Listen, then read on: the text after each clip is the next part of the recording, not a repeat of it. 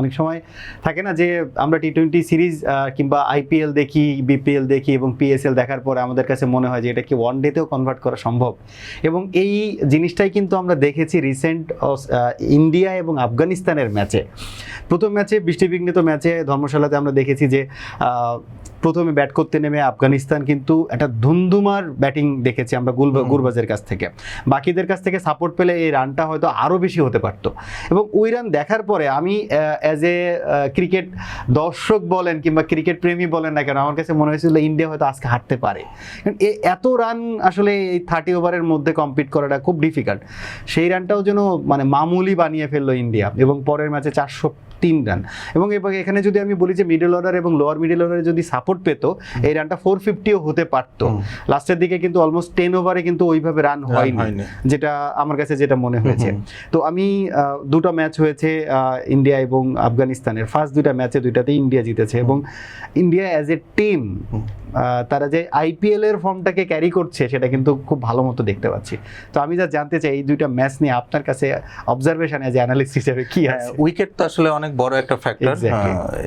এইভাবে যদি আপনি ব্যাট করতে চান বা করে যদি আপনি সাকসিড হতে চান তাহলে উইকেট আপনার সহায়ক হতে হবে, সেটা ছিল। এবং ধারামশালা কিন্তু typically has been a very high scoring ground.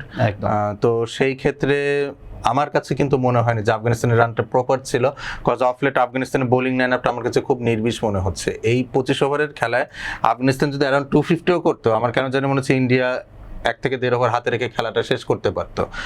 তো আফগানিস্তানের যে একটা গোল্ডেন টাইম চলছিল ওডিআই ক্রিকেটে বলে থাকে, আমার মনে হয় it's coming to an end, এবং তাদের আসলে এখন সিরিয়াসলি ভাবনা চিন্তা করা উচিত যে ব্যাকআপ কিংবা পাইপলাইন ব্যাকআপ না হোক ইন টার্মস অফ স্ট্র্যাটেজি। আপনি যদি সেকেন্ড ওডিআইতে দেখেন মডার্ন ক্রিকেটে আপনি দুজন ফাস্ট বোলার নিয়ে কিন্তু ম্যাচ খেলতে দেখবেন না। কালকে কিন্তু আফগানিস্তান মাত্র 2 জন ফাস্ট বোলার নিয়ে খেলেছে, এবং তাদেরকেও কিন্তু যে খুব ক্ষুরোধার বোলিং করে থাকেন বিলাল সামি বা সালিমের কথা বলে থাকে। হ্যাঁ, নতুন হলে তো সমস্যা নেই, মোস্তাফিজ তো নতুন এসেই ভালো করেছিলেন, আমাদের নাহিদ রানা নতুন এসে ভালো করেছেন, তাসকিন আহমেদ ডেবিউতে 5 উইকেট পেয়েছেন।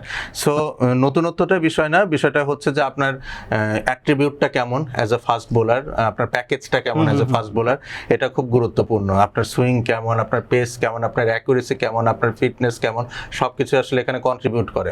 আপনি দেখবেন কালকে আফগানিস্তানের বোলিং এর ক্ষেত্রে খারোটি খুবই ডিজমেল লাইন এন্ড লেন্থে বোলিং করেছেন। ইভেন হাসমুদুল্লাহ শাহিদিকে হাত ঘোরাতে হয়েছে 5 ওভার বোলিং করানোর জন্য। তো এই যদি আপনার বোলিং লাইনআপের অবস্থা হয়, সেখানে প্রতিপক্ষের যখন আপনার গিল, ঈশান কিষান, রোহিত শর্মার মতো ব্যাটার থাকবে, রান আসলে 400 ঊর্ধ্বে হবে, এটাই খুবই স্বাভাবিক। এবং আফগানিস্তান ব্যাটিং এর ক্ষেত্রেও এটা আপনি আগের অনেকগুলো শোতেই ডিসকাস করে এসেছি যে ইব্রাহিম জাদরান এবং গুরবাজের উপর অতি নির্ভরশীলতা, বা আরেকটু হলে সিদ্দিকুল্লাহ আতার। Apart from that middle order কিন্তু আফগানিস্তানে খুব আন্ডার পারফর্মিং। সো আপনি যদি রাইট নাও বলেন যে আফগানিস্তান ক্রিকেটে পজিটিভ সাইডটা কি, সেটা শুধু টপ অর্ডার ব্যাটিংটাই। এলস আপনি যে স্পিনটা দিয়ে যে প্রতিপক্ষকে চেপে ধরা, সেটাও কিন্তু ওরকম এখন আমরা দেখি না। মুজিবুর রহমান ওভাবে এখন খেলেন না। গাজানফার মুজিবুর রহমানের ল্যাগ টু ল্যাগ রিপ্লেসমেন্ট হলো, পারপাসটা এভাবে সার্ভ করতে পারছেন না। রাশিদ খানের ইউটিলিটি আমরা আগের মতো দেখতে পাচ্ছি না। মোহাম্মদ নাবির ক্যারিয়ার শেষের দিকে চলে এসেছে। সো আসলে আফগানিস্তানের নতুন করে ভাবনা চিন্তা করতে হবে, এবং হয়তো তাদের একটা ট্রানজিশন ফেজ এখন যাবে, যেটা আমরা মাঝে স্ট্রাগল করেছি, শ্রীলঙ্কা স্ট্রাগল করেছে। তো আফগানিস্তান ক্রিকেটের হয়তো এই ফেজ, অস্ট্রেলিয়াও কিন্তু ঘুরে ফিরে কিছুদিন স্ট্রাগল করে এখন স্টেবল হওয়ার চেষ্টা করছে আর কি। দর্শক, আমরা আসলে জানি যে ক্রিকেটের একটা ট্রানজিশন পিরিয়ড যায়, এবং হয়তো আফগানিস্তানও সে ট্রানজিশন পিরিয়ড শেষ করে তাদের একটা ভালো যে টিম, যেটা মানে ওডিআই টি-20তে যে কম্পিটিটিভ একটা ইন্ডিয়া কিংবা বড় দলের সঙ্গে চোখে চোখ রেখে খেলার মানসিকতা, এটা হয়তো আবারও ফিরে পাবে। এটার একমাত্র সমাধান they need to find quality fast bowler.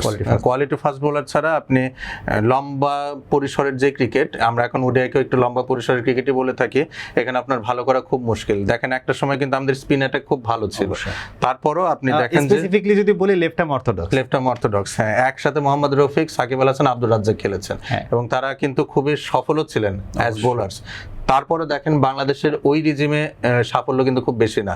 Whereas যখন শর্ট টাইমের জন্য এসেছে, যখন ফাস্ট বোলিং সেটআপটা ভালো হয়েছে, তখন কিন্তু দেখবেন যে সাফল্যের গ্রাফটা আস্তে আস্তে উপরে উঠতে শুরু করেছে। সো আফগানিস্তানের জন্য এটাই আমার সাজেশন, যদি তারা ওয়ার্ল্ড ক্রিকেটে আরেকটু বেটার পজিশন নিজেদেরকে নিতে চায়, তাদেরকে আসলে বেশ কিছু ফাস্ট বোলার্স বের করতে হবে। আগে একটা সময় আমরা দেখেছি নাভিনুল কিন্তু ভালো লিড করছেন, কিন্তু ওই জায়গাগুলোতে কিন্তু আসলে এর পরের প্রজন্মকে আমরা ওইভাবে দেখছি না। নাভিনুল হক ধরেন fast bowler, but true fast bowler যেটা আমরা বলে থাকি, ওরকম অ্যাট্রিবিউটস কিন্তু নাফিনুল হকের মধ্যেও ঘাটতি রয়েছে, ফাজল হক ফারুকের মধ্যেও ঘাটতি রয়েছে।